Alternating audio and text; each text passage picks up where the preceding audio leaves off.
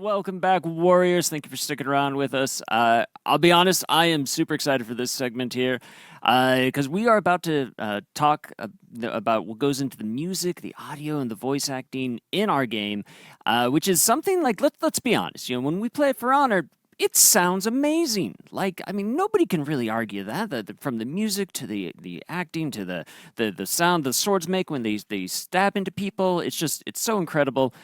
So I'm very excited to be able to host this segment and introduce two amazing people who are with me on the couch today. One of which you may know, but one you're meeting for the first time. Carl, it's your first time here. Do you want to say hi to everybody?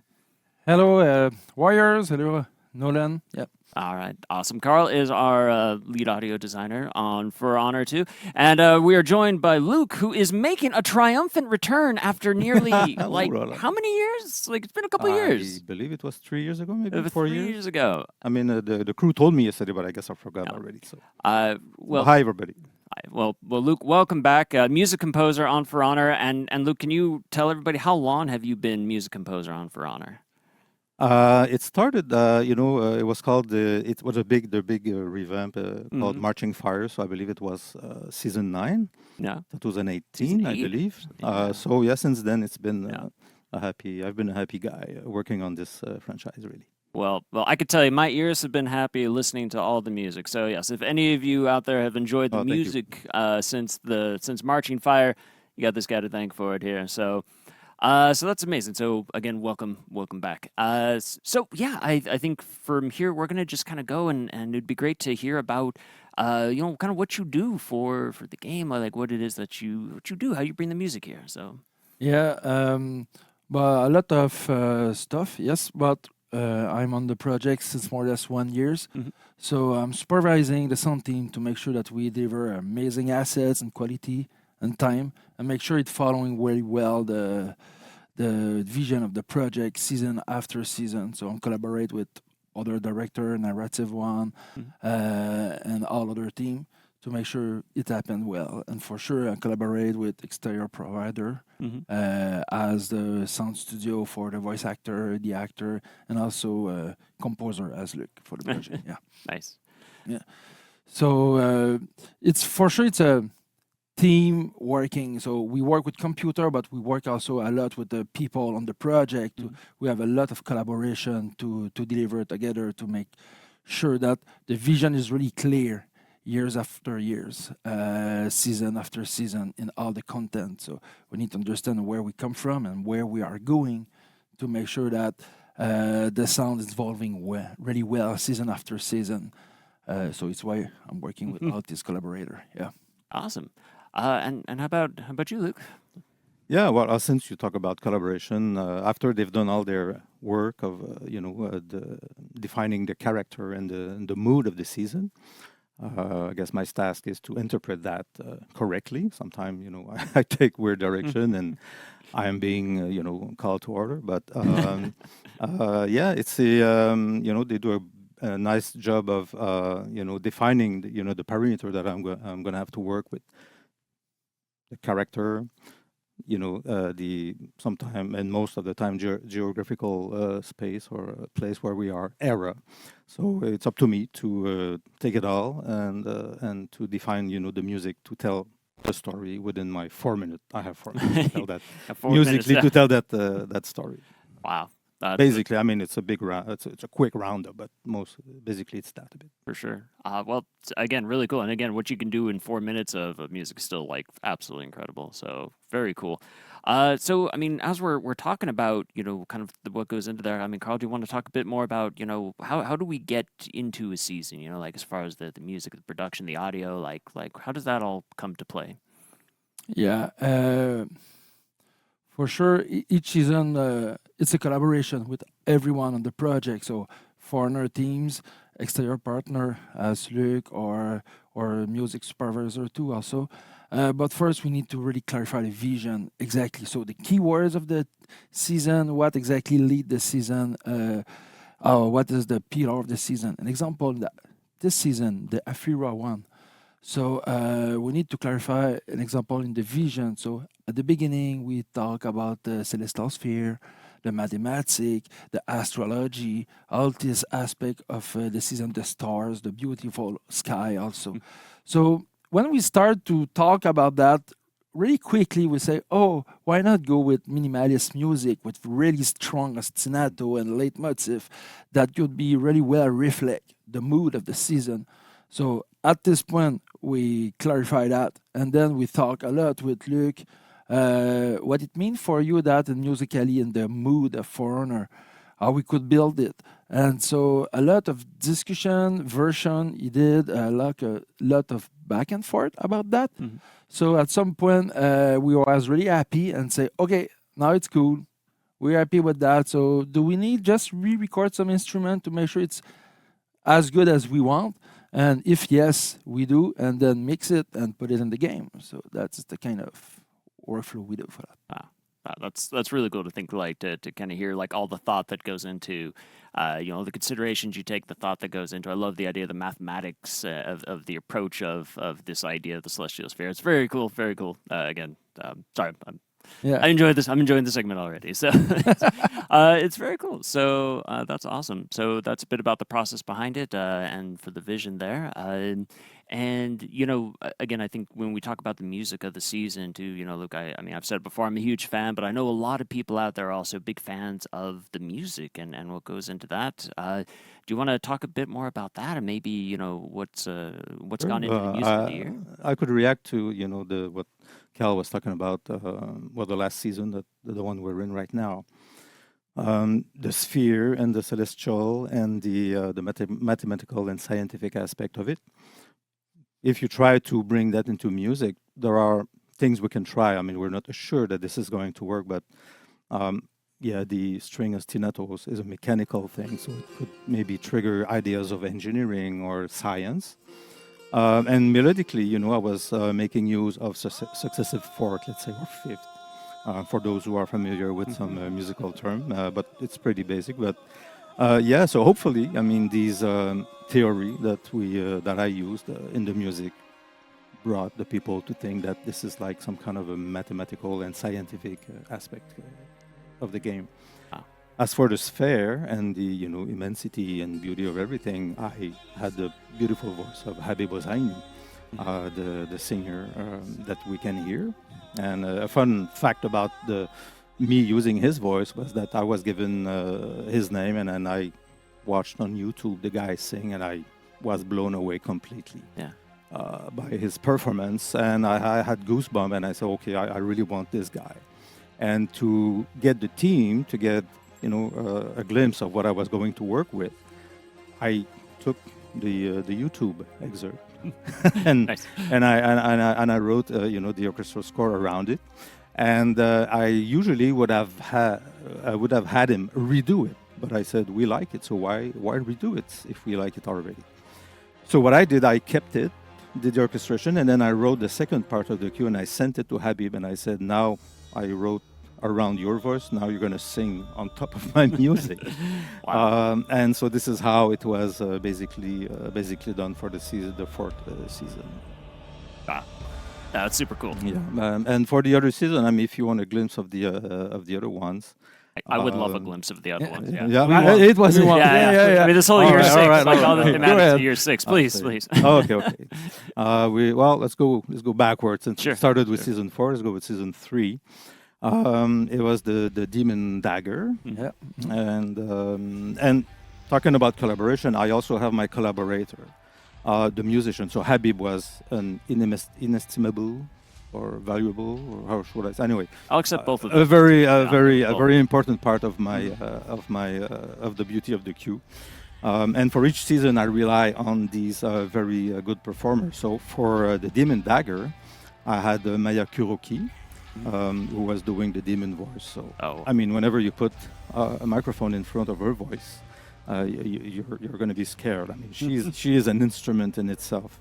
And I think people would like to know that or you thought it was a funny fact that she was also the voice of Hitokiri. That's So- yeah, and that's Oh, okay. It's revealed now. So no, it's a great fact because again, people kind of like had that thought, you know, they remember all the way back to the Hitokiri trailer and kind of like the raspy like you know ethereal voice of the Hitokiri, and I know I saw you know people discussing about the Yogomo when it was released. They're like, wow, they sound like maybe they could be sisters or something or something there, but turns out there's a reason for that. So yeah. So anyway, that collaborator was also a very helpful in for me to give the you know the sound of the season. Like the rest is almost accessory. So good she is. And if we keep going down, we're at season 2 Yep. of year 6. The Curse of the Scarab. yeah. And who does not think about a Duduk when he sees the desert, or you know, thinking about Middle Orient? So I was blessed with this Duduk player in Armenia. His name is Tigran Alexanian. I like to say the name because these people deserve their moment. Yeah, So it's their moment right now. So Tigran, I mean, I sent him a track. He's in Armenia, and he booked a studio. And he took my track and he played his duduk on top of it, and he sent me all the tracks. And like many other composers do, I suppose, we cut it, take chunks. I mean, he had many takes that he sent, and I choose the best part or the one that fitted the best, and that's how the track was built. Wow.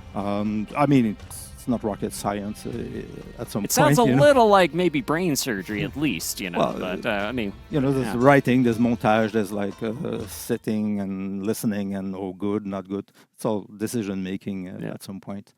And to finish season 21, I have a soft spot for season 21 because really I have good. a very soft spot for Karl Egan's voice.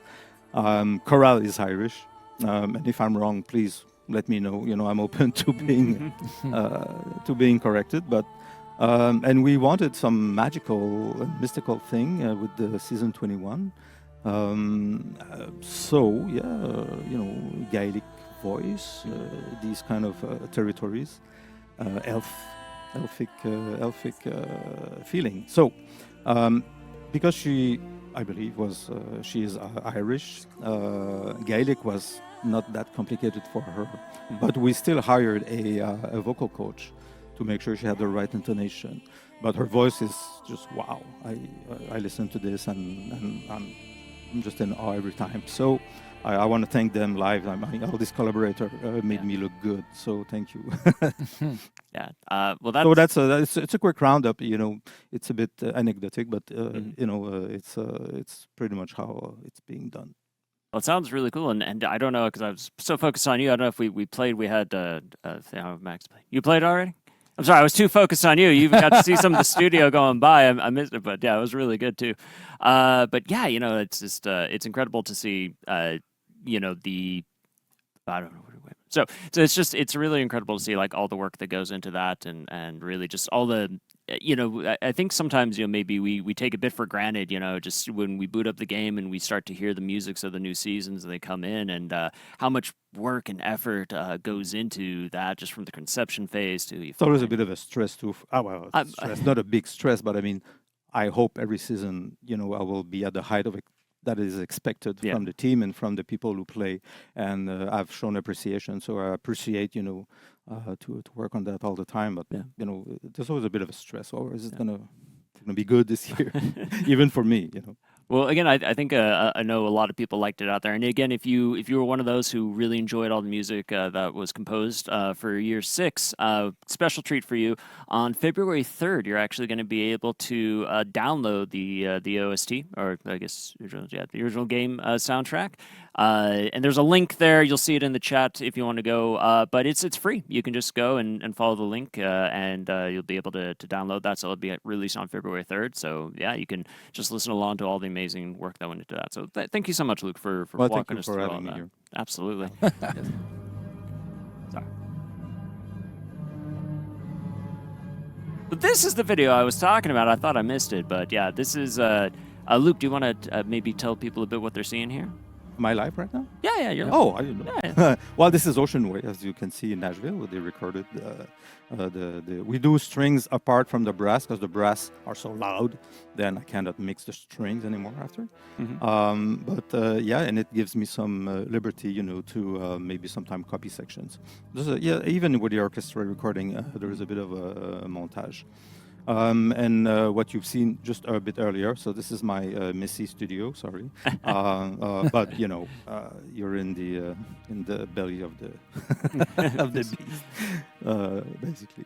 So yeah, I mean, we do. I have to do mock-ups, and so the team can have a good idea of how it's gonna sound ultimately, and the new sound library that are available for us composer are just amazing. Yeah. So the orchestra is a very nice bonus, and thanks to Ubisoft actually to even allowing this. Yeah. I feel very lucky for that. But yeah, all the sound bank allows me to do a nice mock-up, and then after we redo it with real instrument and mix it all up together. All right. Super cool. All right. Well, I'm so glad we got to share that video again because it was great. So thanks, Max. Appreciate that behind the scenes there. Okay. Sorry. So yeah, but so where I was going prior to that though, I wanted to switch gears back and talk to Karl a bit more about the Affira now. So we've introduced the Affira. This is what this whole Warriors Den is about. Is you saw the character, the reveal trailer. You learned about the narrative, saw the armor sets. We talked about the gameplay and the animation, but there's also a lot of work that goes into the audio, what the character sounds like, the voice acting, all of that. So Karl, do you want to talk a bit about what goes into bringing the voice of the Affira to life in our game? Yes, for sure, For Honor is a fighting game, so it's very important for us to put a lot of energy on the voice, but mostly on the barks. Yeah, I don't mean barks as a dog barks, but mostly onomatopoeia, onos. The audio terms here, yeah. Yes, sorry. Yeah, it's all good. So these ono for us are really important because it's a fight game and we want to understand exactly what we do, what we does, and what enemy does mostly during the battle fight moment. So that is the first challenge we have to make sure it's really clear, really efficient too. And we need to find a good language for each character, new character we bring in the games, because it's bring all the mood from him. It creates authenticity to the character. So we work really hard to find the best actor in the world that could speak this specific language to make it as amazing it should be. Sure. So that is another challenge. An example, Affira is Arabic, but not modern one. It's classical one. So we need to pay this attention to find the good one. Why? Because we have a lot of Hono in the fight, but some specific movement related only to Affira that make Affira unique in the games. So this specific fight movement, we want to cover with a bit more lores in that. So we asked the scriptwriter to write some lines we spoken during the fight, just to make it more realistic and with the beautiful background that it should have. So that is another part of the challenge we have. Yeah, also in the Affira trailer, if I'm right, we have Affira lines that come from a specific fight movement. So I don't know if you will find it next time you check the trailer, but pay this attention. So again, in the trailer, not in the trailer, but in what we need to do for the specific actor, because when we record it, we know which movement he does, but we don't know exactly in 1 year, whatever the number of season, what will be the new content, new execution we need to cover with that. So in fact, we absolutely need to record a bunch of usable assets that we may use for create the next execution. So with specific intention, specific emotion that we be usable to create our next intention in the execution, emote or whatever. But the challenge it is every character may use maybe this shared asset or execution or whatever. So it should be really coherent around every character we done for the player. So an example, if the character laugh in the game, the laugh should be similar in intention, projection, emotion, duration, all these aspects among all the characters, so all the actors, to make it efficient and similar, but with a small personality for each character. So it sounds like a lot of thought and work goes into, again, finding the right voice actor, actress in this case, and yeah, making sure. So it's definitely not just somebody in the office, just yeah, we're gonna read a script today. It's like, no, we put a lot of work into finding just the right person for that, and yeah, it really helps bring the heroes to life. So that's amazing. Yeah. Very cool. Well, thank you so much for walking us through all of that, and thank you again, Luc, for sharing all. My pleasure. You Thanks know, for inviting me. yeah, that deep dive, that super quick. I could have definitely gone deeper, sometime, but on all the music and everything that goes into that, it's really cool to hear. So Thank you very much. great stuff. So thank you both for coming and for being here, and yeah, we'll have to have you back sometime in the future as we have more music and stuff to talk about in the future at a later time. Later. We'll go for that.